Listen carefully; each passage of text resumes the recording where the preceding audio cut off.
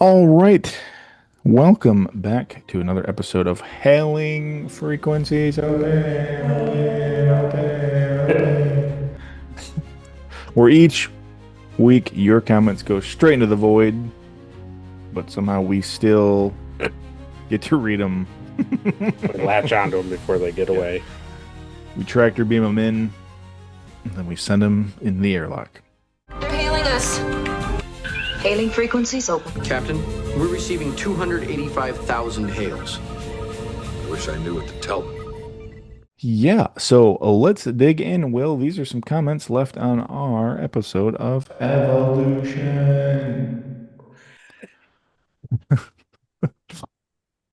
So, first comment here is from Captain Alimar. He says, good idea for an episode, Will. Reminds me of when Porthos was stuck in medical. That's a great episode. That's a great episode. He says, idea is great as well. Really could use it as an opportunity to explore Riker's character and how he interacts with each crewmate.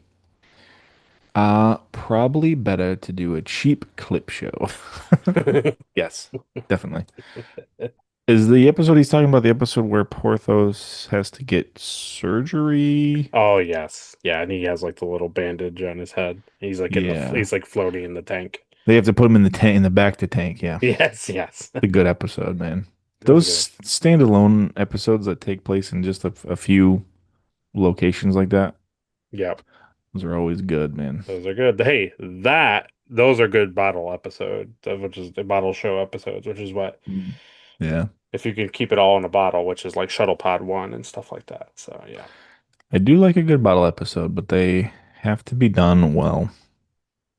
they do. And Enterprise did them well. They did. I think that's what spoiled me on a lot of other bottle episodes.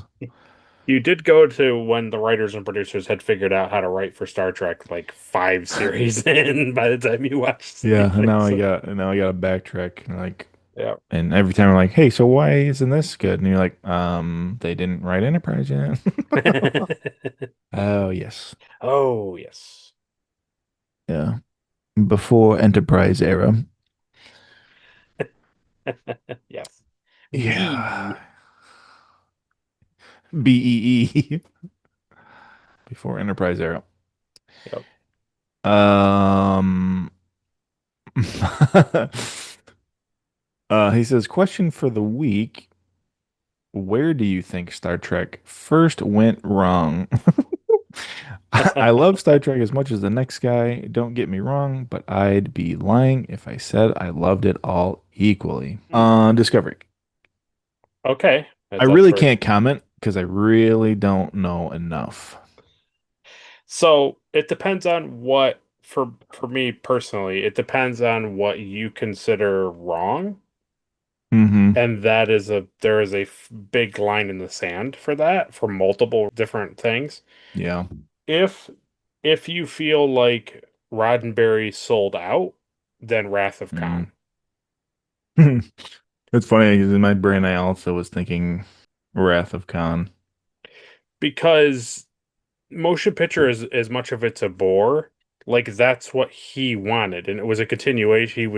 He was using I think it's called Star Trek Phase 2, which was the other show they were trying to make, and Hmm. they didn't get funded, so they turned it into the motion picture.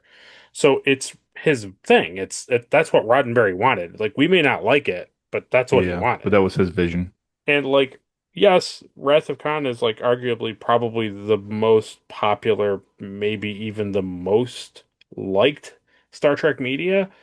But like I know Roddenberry was alive and well and working on it, but it's like I think it was a big sellout to like harken back to a character to just get fans in the seats. Like it was like a cheap thing, you know what I mean? And I don't think Hmm. that's what Roddenberry wanted. I think the first two seasons of Next Gen and some other subsequent things, I think none of the movies after Motion Picture are really things that he wanted, like things that he got behind.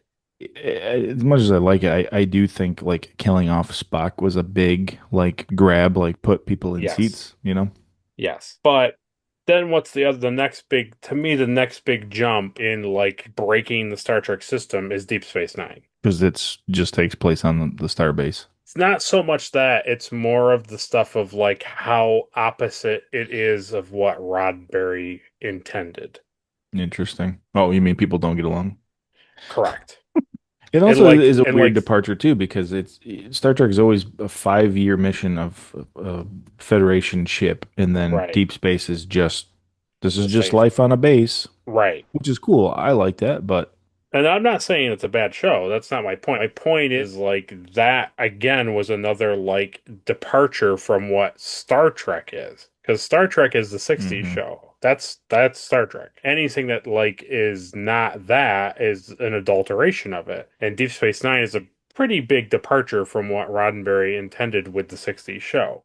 And then I don't think that really Yeah. happens again until probably the Chris Pine movies. Mm. People can argue that like Enterprise really kind of messed with some things, but I don't know. It's I mean, other than introducing a whole Earth war that right, doesn't get right. referenced, you know. It's more like the show doesn't break Star Trek. It's just more of like it's that problem when you write stuff that happened before other stuff happened. It's just that's the problem. When you It's make not a making prequel Star to a Trek bad. show Yeah. 14 years in the future that has already had, three different series. Yeah. And then you flash forward and you go into like most of New Trek. While it is trying Yeah. to captivate a new audience and it is trying to be something different and they are taking big leaps and I do respect them for that, I do feel like they lost a lot of the soul of I what Star Trek is. So we haven't seen the finale of Strange New Worlds yet, but I strongly feel like Strange New World season 3 went off the rails Yeah, from what the previous two seasons were. and I agree. But I can pinpoint it. I can pinpoint a very specific moment, Okay. like Fonzie Yeah. water skiing over a shark. I can pinpoint the exact moment where Trek became different. You ready? Yep. Tell me. Spock's hover boots. In Star Trek 5? Yes, Spock's hover boots is when it went. Wow. No, I don't know. It's just So that's like I the mean, real. I am being funny, but Yeah, also, yeah, yeah, yeah. I know what you mean. if you're really a purist, Right. I'll say anything after TOS. Yeah. To me, the line is drawn at the motion picture. Like it's the 3 seasons of TOS, the 2 seasons of the animated series, and the Hmm. motion picture. That is Star Trek. That's Roddenberry's That Trek is vision. Yeah, that's him. And what that is that's what it is. Anything past that gets kind of muddied all the way up to Deep Space Nine, and then Deep yeah. Space Nine is a big departure. I love Well, Deep Space Nine. It's some of the best storytelling that Star Trek produces. It's arguably probably the strongest series when it comes to like why there's a gigantic fandom of the like 80s era people, like people who started watching it next gen area or Wrath of Khan area. yeah, But, for the fans, for somebody probably like Captain Alimar who loves it and has just gobbled it up as much as he could when it was good. When did it really go wrong in the sense of like when did people like-minded people who were watching this? I think it went wrong when they decided to cast like Benedict Cumberbatch for Khan and were giving more credit and more money and more attention to like stories that had nothing to do with the Star Trek that we knew. And once we start like delving into that world and like how interesting it is that that's happening and you're pulling yeah. away from content that fans really wanted because all of this time you've been watching the timeline beat down, right? It's like TOS, the animated series, to Next Generation, to Deep Space Nine. It's a progressive story. And for them to just be like, not only is this the past, but it's an alternate past, and it doesn't matter about anything that you've ever watched. And I think that's what puts like I haven't watched any Discovery, but I think that's why most fans don't enjoy Discovery stuff is because it's stuff first from the same thing Strange New Worlds does, where the Right. time frame is out of whack.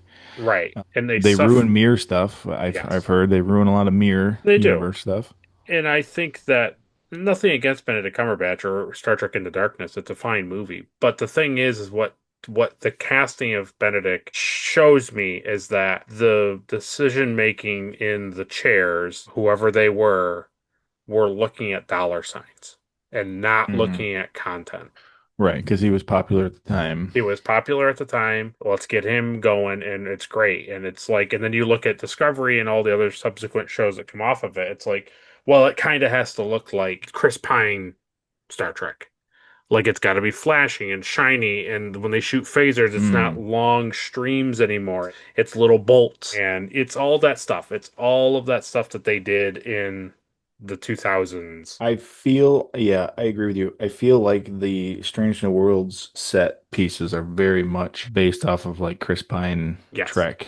Very bright, very metallic, very much lighted, and And it's like I understand that modern Star Trek and modern filming like has to change. It like people you can't just like slap together cardboard and plywood and paint it and be like, ah, cool. It's like hmm we watch things on 4K television. So if you don't do a good I job know. with it, we all see it and it looks like a piece of garbage. So I get that like Strange New Worlds bridge and Discovery's bridge like have to look flashy and like cool and Yeah. captivating. I get it because the whole painted over wood doesn't look well on a 4K camera, Yeah. 8K camera, whatever you want to say.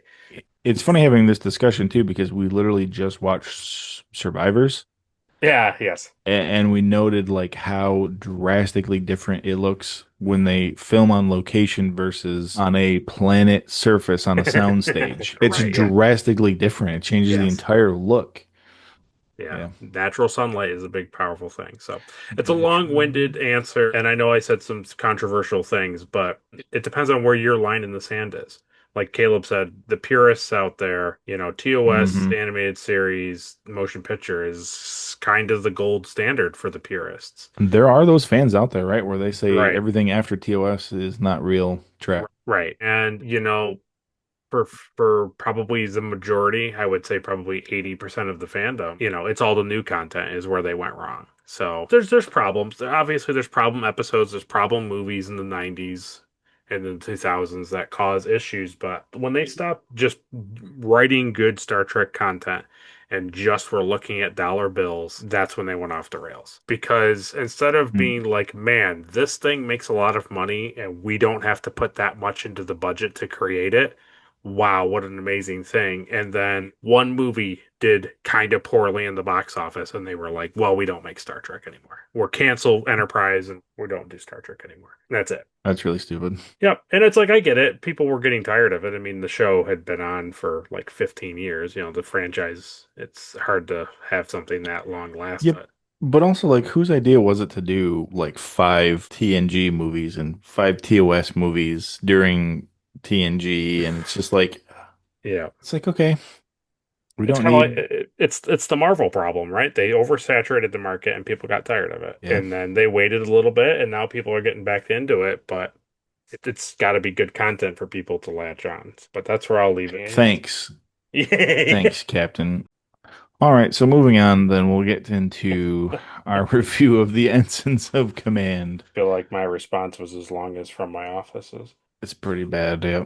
So let's talk about what makes Ensigns of Command where that went wrong. Where Yeah. did this Yeah. go? Yeah, as soon as he commented is when it went wrong. So he says, so starting from my office, he says, time for a concert. Data apparently lacks soul in his performance. Excessive honesty can be disastrous, even in a commander. Foreshadowing? I doubt it. Mm. A call comes in from Sheliak. Data seems curious if his performance sent Picard away. No soul, I'm out. Yeah, I thought that too. I don't think I talked about it in that episode, but like just as he starts playing, Picard like gets up and leaves. He's like, yeah, I don't think I put a lot of soul in my music. Picard's like, ooh, Lord, he certainly doesn't. Just leaves. my ears have never heard such filth. My ass. Data, my ears. It is very funny timing, They're like, "No, Data, you play, you can do it." And then he starts playing. He's like, oh, "Good Lord!" And he gets up and leaves. He says, Federation creatures admire the undefined blobbiness of the celiac. I am known as the Hot One. The celiac will resettle world in 4 days after 111 years of silence. Tau Cygna 5, Here we come. Data will go to the planet to negotiate with the humans in the colony, suspecting there are maybe a dozen survivors. How about a friendly box of donuts as a greeting from the Federation? They don't know it. There's no donuts in the future. There's no donuts in the future. I like that Yeah. he says, I'm known as the hot one. Like, that's funny, man. That's funny. Yeah, that's good. They come from a colony ship, Artemis, lost 92 years ago. It would have been a cool connection if the wormhole from TMP that the Enterprise went through is also what sent the Artemis out to be lost. So there you go, another motion picture reference. Yeah. Slow it down, Spock. Hurry. Oh. Yeah, exactly. They're excited to show the Federation how they've grown 15,253 people. We're going to need a bigger box of donuts. Yeah. With no transporters, they need more time to prepare the colony for evac. The leader of the colony, Gashevin, has no interest in leaving. Clearly, he thinks too much of his legacy and reputation. What? And his grandfather. And his grandfather as well. Yes. Yeah, don't forget his grandfather. He's buried on the mountain. Like, legacy is a part of that, but let's really overstate. It's the grandfather. Yeah.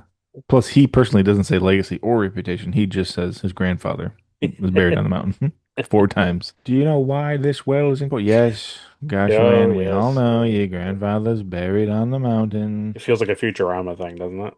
Yeah, it does. It totally does.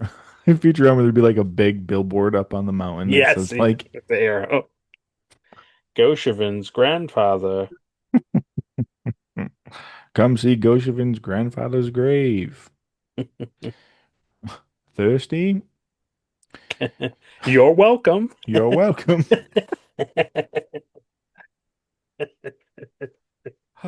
It is such a future. That is such a man. That's such a Futurama thing. Of course. What does any of that really mean if they all get wiped out? Well, it means they're going to be parched and dead. means Data goes back to the ship earlier. Well, that sure was a bummer. I couldn't save those 15,000 people. Yeah. Soulless. So Wow. Now that's a guy who really has no soul. But man, can he play that fiddle? Sheliak care not for negotiation, only the law. Transporters are still not working correctly through the radiation, and it will be 3 weeks until a relocation ship from Starfleet can arrive. They need to renegotiate. Time to intercept the Sheliak. Regarding the initial tube test on the transporter, maybe the transporter process did something with the molecules, resulting in the item having lost some mass, so it's lighter to pick up. Who knows? That's a good point. it is a good point. He also, when I was doing the edit, I looked at the other thing, and he does like pick up the second one that's like warped, like vertically. He does pick it Yeah. up with some hefts, so it's not like it's an impossible thing to pick up. It just, I don't know, just as a weird, just was Oh, unexpected. Unexpected. did we see him put a full one on the plate I don't think so. before they beamed? Because so if we had that to compare to, Yeah, sure. then he says, "Grandpa's buried up on the mountain." Riker was a bit rough with Data, but Data wouldn't be bothered by this since he has no emotions. Any other crew member, and I'd have more issues with the scene. I get what he's saying, and I don't disagree that like You can yell at robots. They'll never uprise. yeah, it's just like you just would I don't know, it just seems like a weird commanding decision to be like, this guy doesn't have emotion, so I'll just be terrible. Like, okay. Like, I don't know. But I get his point. Yeah. No, he makes a good point, but that means he has no soul. He says the transporter scene with Picard was great, short but sweet. Splendid carry on. Very funny. It's a very funny scene. It is very funny scene. Now, this is a really good point that either of us talked about or picked up on. He says, by the way, how are they testing when they're away from the planet? They I left to know. intercept the Sheliak, leaving Data behind. Does the radiation belt extend that far? Do they just imitate the environment in some way when transporting? I was just like, yeah, that's true. It has to be the only thing that makes sense is that they're putting the calculations into the transporter and they're just working on it. That's the only thing that makes sense. There's no way that radiation belt No. goes that No, it'd far. be different. I feel like they probably saved like the inputs from that area, and that's what they're testing against. They're testing against like the gamma, beta, all that stuff that like Yeah. has been saved from the belt, and they're testing against that. But I don't know. Okay, now what's the real answer? Plot. Writers didn't think They, about they had to, yeah. it. But yes, in No, they canon, up 100%, in here. 100% didn't think about the No. fact that like, hey, you can't test the transporters when you're out in the middle of space, nowhere near this planet. Yeah, that's a good point. Oh, Nice catch. that was a good catch. Data tries to appeal to the people's emotions about the celiac. Colonists are talking about what to do. Some are interested in resettling. Gashavan comes to make a point by deactivating data. Shocking. Yeah, same joke 2 weeks in a row. Well, to be fair, we did see two different people get electrocuted, so Well, that's true. And it was shocking. Troy talks with Picard about language and the meaning of words. I like this scene since I'm big on words. Etymology, wordplay. I do often wonder how people learn English with so many weird rules and similar words. all right, let me do the really fast one for you. Ready? Yeah. Laughter, slaughter, daughter. Yes.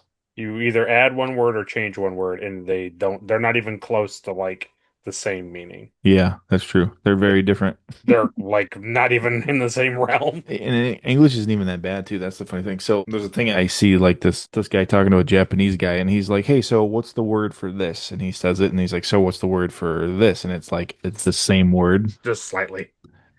It has like Oh, a higher oh, inflection in the middle. yes, yeah, okay, yeah. And he's like, "All right, It's so what's the word for this?" And it's like the same word. yeah, the one I know, I think it's Chinese though. It's is it Lao Shu and Lao Shi?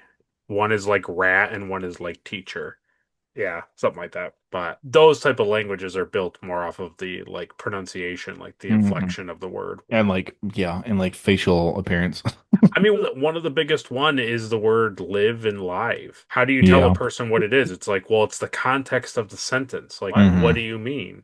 It's like, well, read me the sentence. That's live. That's live. Yeah, it is really Because stupid. you're not It's watching live TV, right? It's like, yeah, and the thing is, like, that's how our brains work. Is like we read it one or the other, and then after we've read the sentence, we're like, "It wasn't that? It was the other one." right, But right. I understand, you know. The treaty is 500,000 words long for the Sheliak's sake.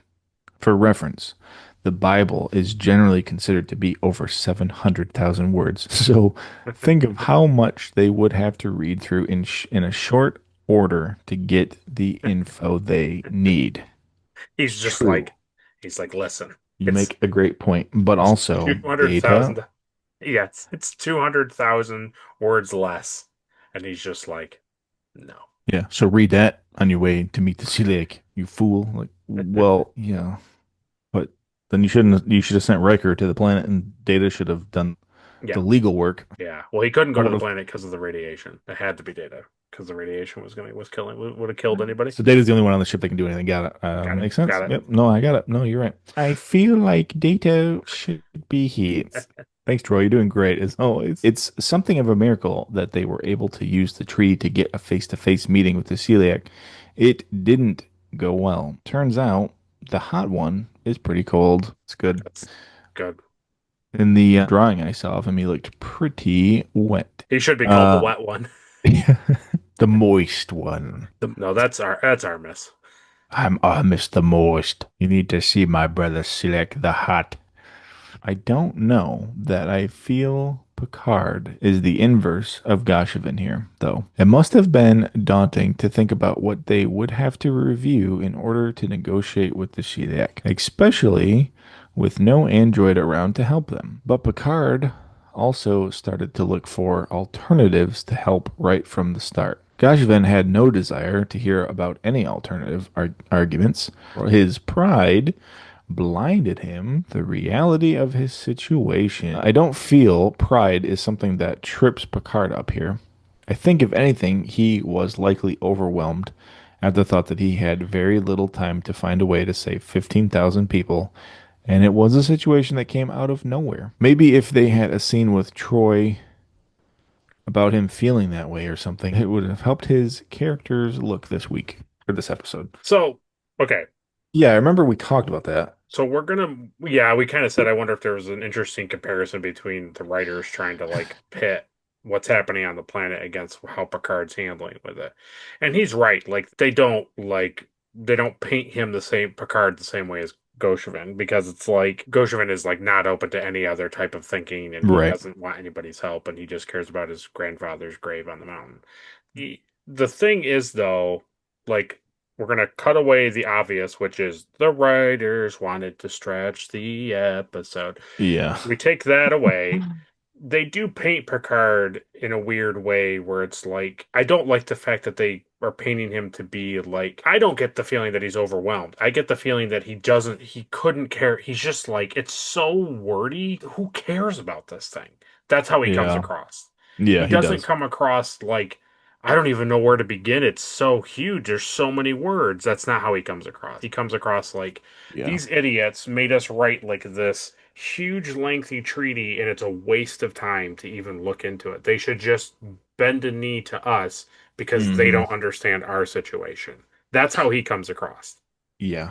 I agree with you. I think he does come across like almost arrogant. Right. Because what's the first thing out of his mouth when he talks to them? He's not like, "Hey, we looked into that treaty and we're going to work with you and try to get." He says, "Hey, so there's probably a way you can let these people stay on the planet, right? Even though they're infringing upon the treaty and they're on a planet that you own, it's Yeah. fine that they stay there, right?" That's his first thing, which nobody proposes.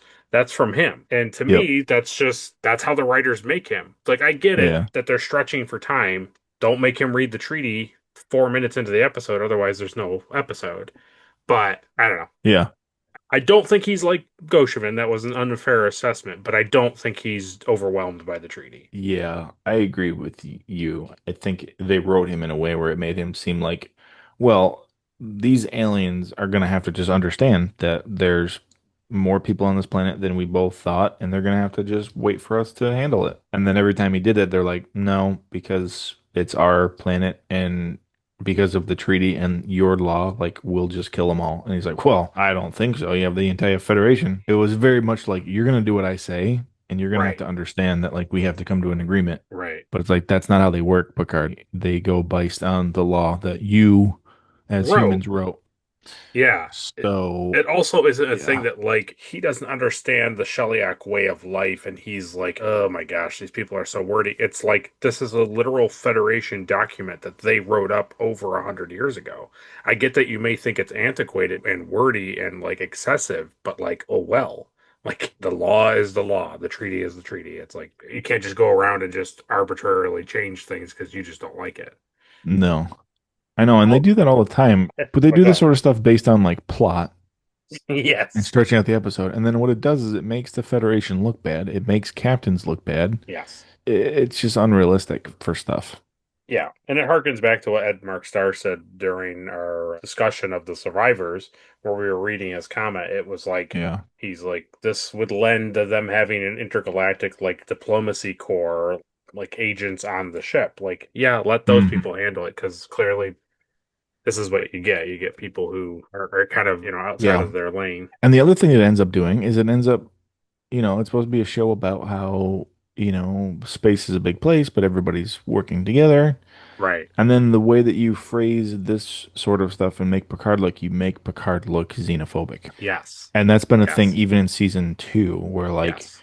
everybody's supposed to be like, everybody is great. And then you have these episodes where people are like disgusted by aliens Whatever. and Yeah. Pulaski hates androids. And it's just like, I thought this wasn't Yeah. how the future is.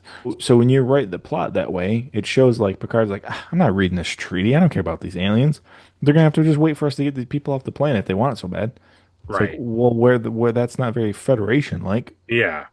I mean, it's immediately human superiority, right? Like, well, they're gonna kill humans. How dare they? Yeah. It's like, okay, yeah. Yeah. But it's just nice to see that they still do that even in Strange New Worlds. They certainly do. They So say, That's great. That's the Trek way. That's the Trek way to be Humans xenophobic. Yeah, first. but Humans first. I know those Hey, guys were like scrappers and they were killing a bunch of people and like stealing their ship parts and blowing them up. good But they point. killed people. They were humans. One of the things that harkening back to some other things that we talked about with Captain Olimar, not to get too far off the beaten path, but one of the things that I think is surprising is we don't ever, I don't think in anything that I can think of, like a major television show, not counting Prodigy with the children. I don't think any Star Trek series has an alien captain. They're all humans. And I know, like in Discovery, I know Saru does some stuff, but like by and large, the captains of every series is a human captain. I don't I know. It's like I get that you're supposed to like you want your lead person to be relatable to the audience, but also I think Star Trek is that's what makes it cool. Is lame. like No, it's lame.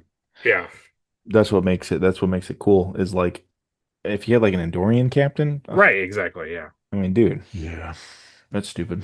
It's really dumb. I didn't know that was a thing that there was like there's no aliens.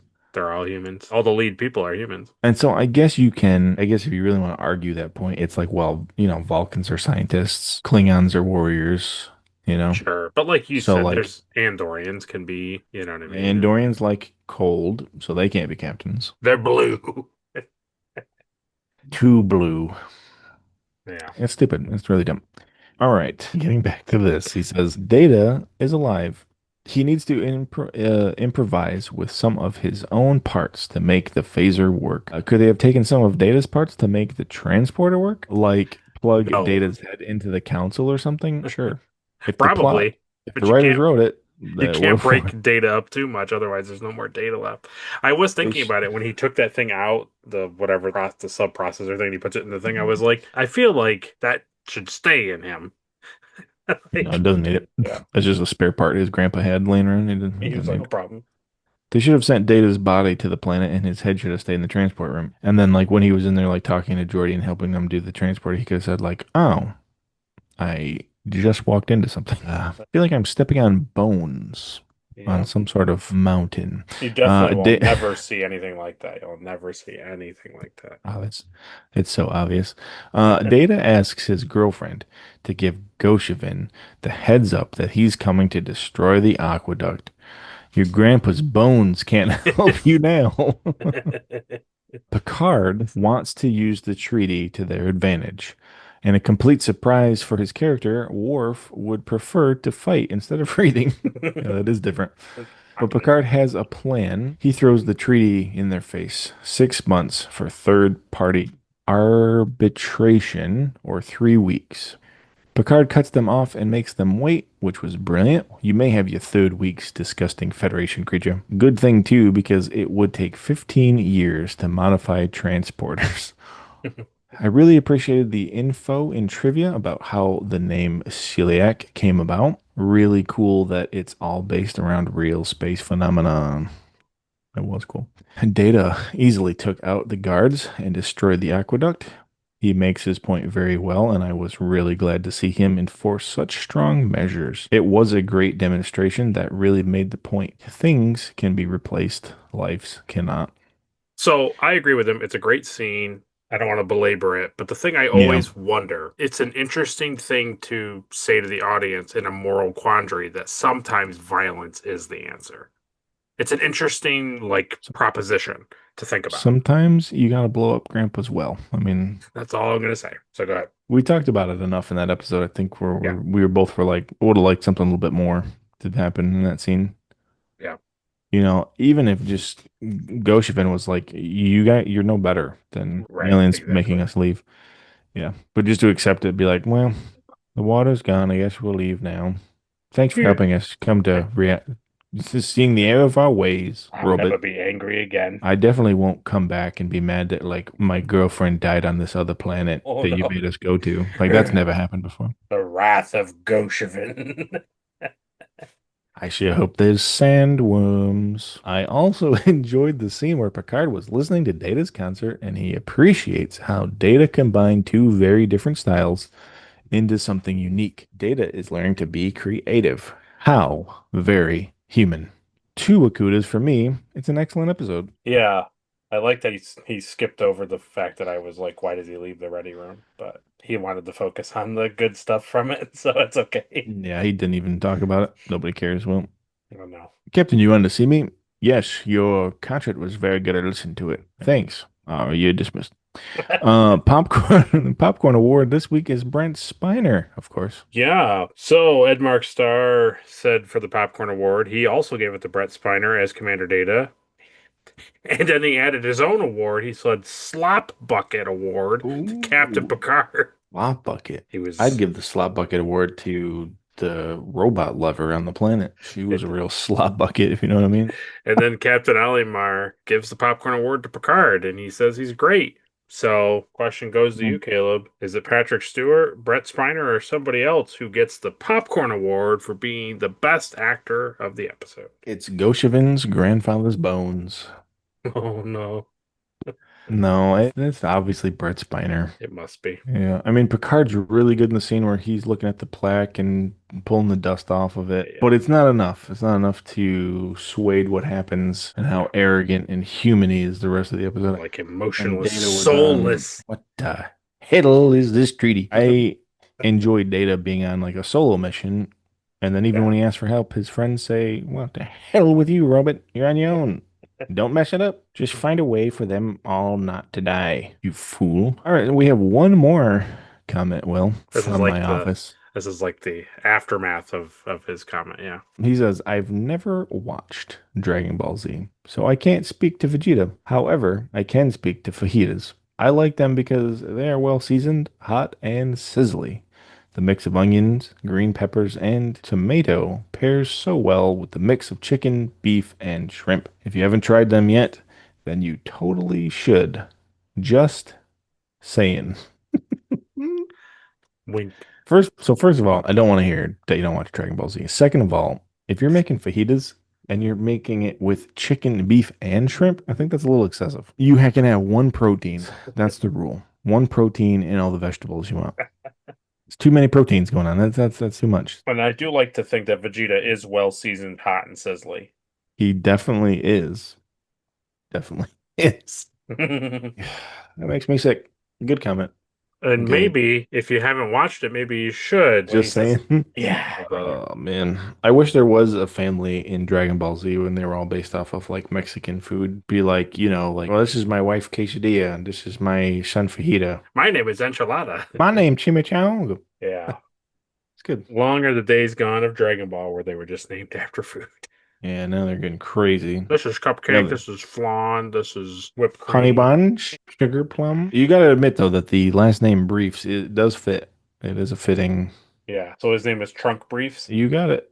Bulma Briefs. See, Vegeta doesn't have a last name. Vegeta from planet Vegeta, son of Vegeta. So he's Vegeta Jr. He technically would be Vegeta Jr. Yeah, that's good. Yeah. So before Caleb closes us out, Caleb and I are considering covering Star Trek Con, the podcast series, which is an audio only series. It's about Sulu.